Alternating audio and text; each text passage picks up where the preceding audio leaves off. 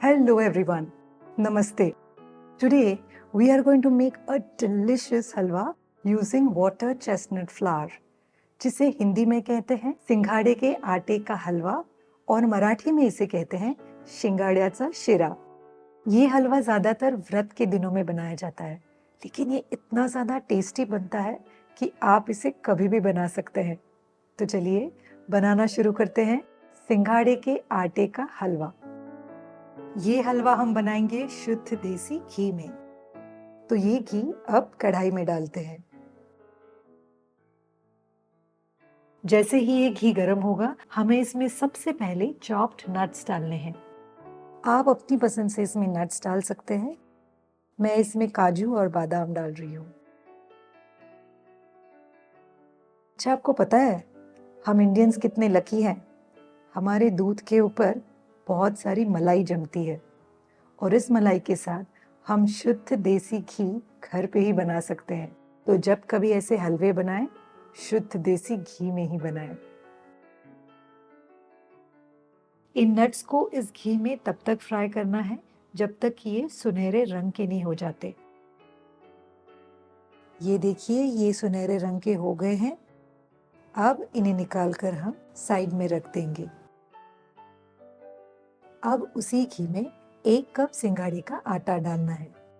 सिंघाड़े का आटा बड़ी रेडिली अवेलेबल होता है। किसी भी ग्रोसरी स्टोर में आपको बड़ी आसानी से मिल जाएगा।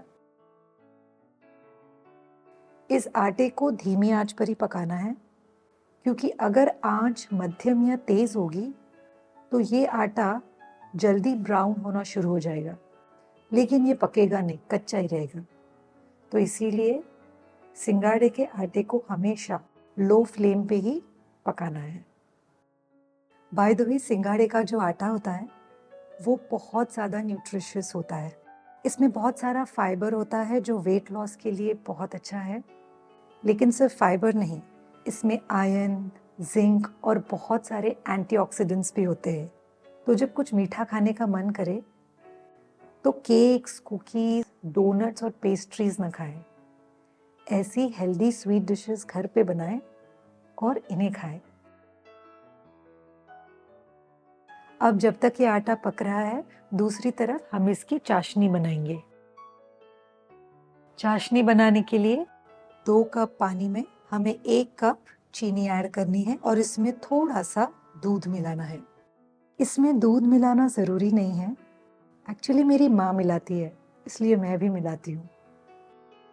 अब इस मिश्रण को हमें बॉईल करना है और 2-3 मिनट के बाद गैस को बंद कर देना है। हमारी चाशनी रेडी है। अच्छा, चाशनी बनाते समय बीच बीच में इस आटे को चलाते रहना है, वरना ये जल सकता है। ये देखिए, अब हमारा आटा पक चुका है। इतनी अच्छी खुशबू आ रही है, मुझे तो अभी भूख लग गई। अब ये गर्मा गर्म चाशनी हम इसमें धीरे धीरे मिलाएंगे और इसे मिलाते समय हम आटे को चलाते रहेंगे ताकि इसमें गुठलियां न हो। अब इस मिश्रण को तब तक पकाएंगे जब तक कि ये थोड़ा गाढ़ा नहीं हो जाता। ये देखिए, ये मिश्रण अब काफी गाढ़ा हो गया है और कढ़ाई के साइड्स को छोड़ने भी लगा है। अब हम इसमें हमारे फ्राइड नट्स डालेंगे और इसे अच्छे से मिला लेंगे।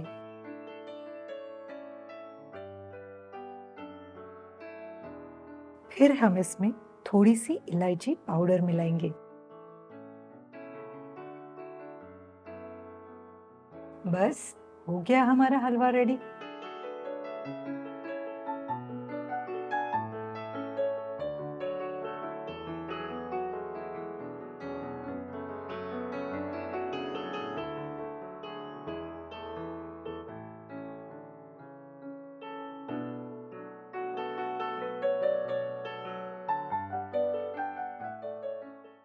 इस हलवे को आप 4 से 5 दिन फ्रिज में आसानी से स्टोर कर सकते हैं।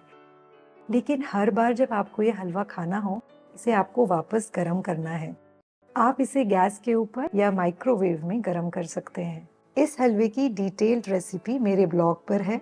ब्लॉग लिंक मैंने नीचे डिस्क्रिप्शन में दी हुई है। इस लिंक पर क्लिक कीजिए, रेसिपी को पढ़िए और इस डिलिशियस हलवे को ज़रूर बनाइए।